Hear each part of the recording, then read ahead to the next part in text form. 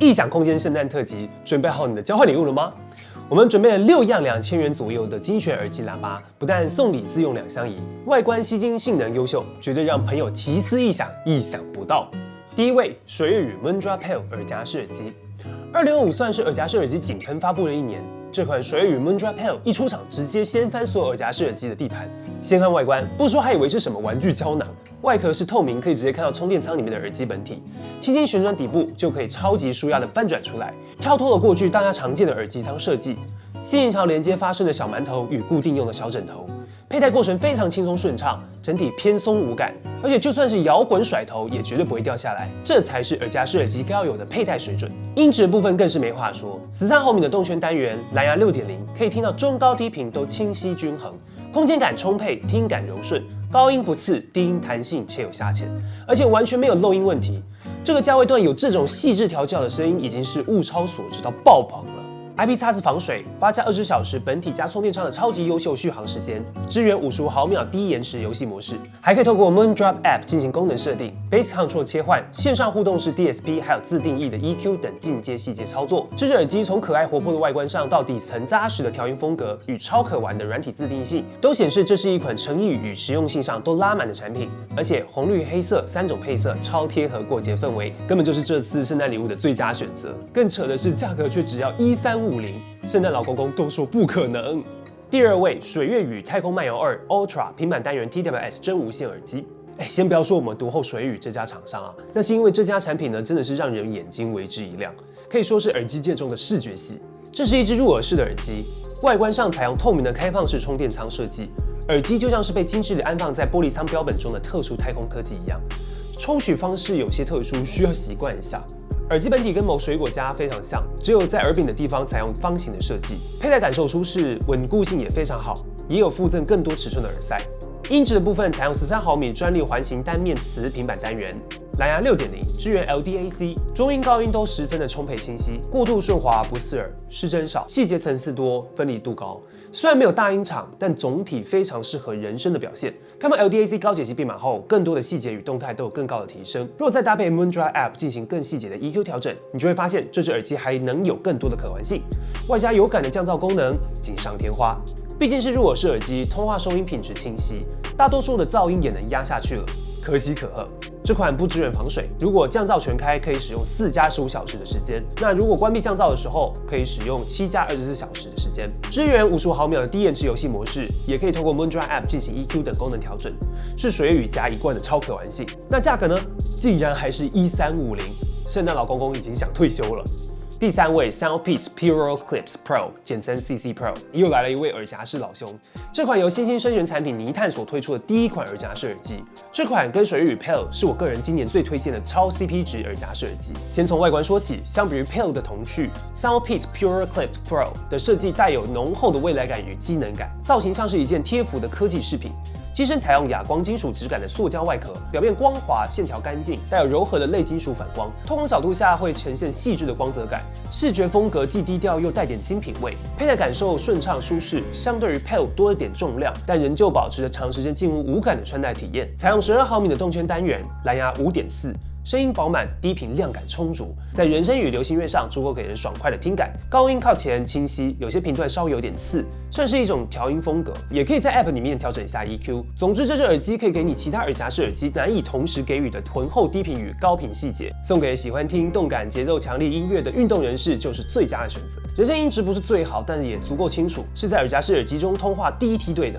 支援 IP-X5 6+20小时的续航时间，不分左右耳，可以随意佩戴收纳。支援80毫秒的游戏模式，充电时间10分钟可以再使用2个小时。支援自家 Peats Audio App 可以自定义功能与 EQ， 外观、音效、通话样样齐全，价格却还只要1680元。我看这支干脆就送给自己吧。第四位 JBL Go 4，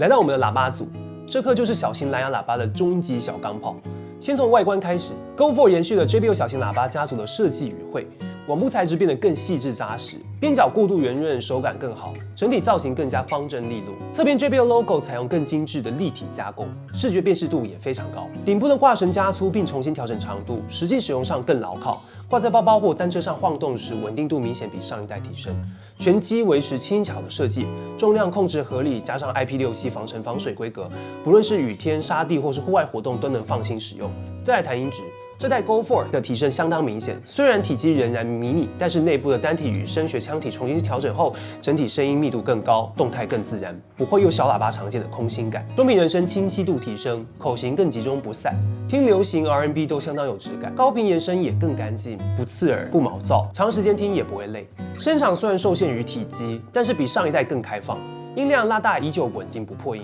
在2000元以内的小型单体蓝牙喇叭市场中，属于同级偏上水准的表现。操作维持JBL一贯的直觉性，实体按键有段落感，盲操容易辨识。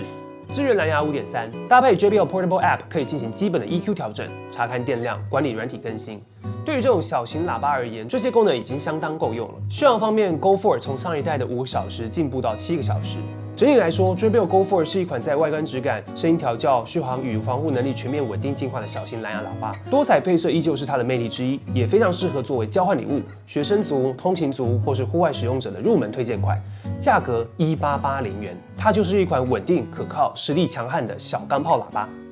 第5位 Ultimate Ears Mini Row。U1 本来就是户外蓝牙喇叭的王者之一，而 Mini Row 延续了品牌一贯的耐用性与声音调教。但这次把体积进一步压到更轻、更薄、更适合挂在身上走动的等级。先从外观开始 ，Mini Row 采用扁平圆盘的造型，网部的织纹更细致，触感更结实，整体风格非常的简洁有活力，偏向户外休闲风。侧边巨大的加减符号仍旧是经典的招牌设计，背后则是强化挂绳结构，挂在包包、腰带、脚踏车、露营架上都非常的稳定，重量控制的非常的成功，提供 IP67防尘防水，掉进沙堆、淋雨甚至短暂落水都能照常使用，非常符合 U1 的常年户外使用者的需求。音质方面，以 mini 体积来说 ，Mini Row 的声音密度、饱满度都非常的亮眼。虽然腔体扁平，但是 U1 很擅长在小尺寸中调试扎实的中频与干净的高频，因此人声清楚，解析度佳，不会模糊。音乐量感虽然不爆棚，但比大多数的同体积喇叭更有弹性，不会松散也不会薄，整体声音也偏向均衡耐听。U1 一贯的声场表现也在这台小喇叭上获得保留，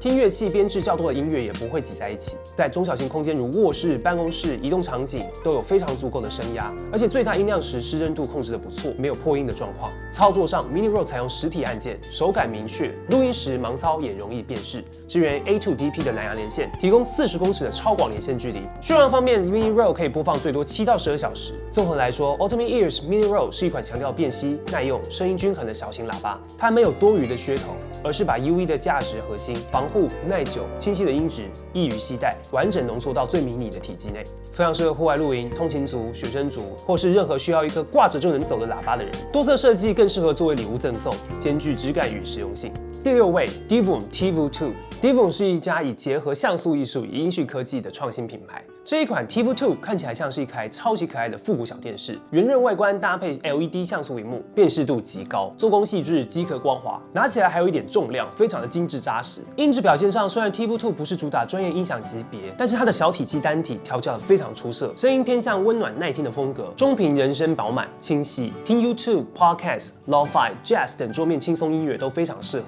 高频干净且不刺耳，细节适中。低频虽然受限于体积不算多，但是量感自然，不会混浊，整体声音比想象中扎实。对于一台主打复古风格与互动性的桌面喇叭来说，已经是相当不错的水准。功能则是 Tivo 2的核心魅力所在。Divum App 提供大量的像素动画、工具与互动功能，像是像素闹钟、讯息提醒、计时器、天气显示、节奏灯效、动画图谱等都非常丰富，也能自制像素动画并无线投送到喇叭面板上。支援蓝牙5.3。操作延迟低，整体使用流畅。续航部分 ，Tivo 2主要定位为桌面供电型喇叭，虽然内置电池能离电播放8个小时，但是更适合长时间插电使用，耗电不高，即使长时间开启，像素面板也很省电。整体来说 ，Tivo 2是一款结合复古造型、像素艺术与日常音乐陪伴的多功能桌面喇叭，价格2290元。非常适合作为桌面布置品、送礼选择、创作者疗愈小物，或是任何想要让工作环境更有个性的人。以上就是我们这次的圣诞礼物推荐，你准备好了吗？我们是异想空间，我们下期影片见，拜拜。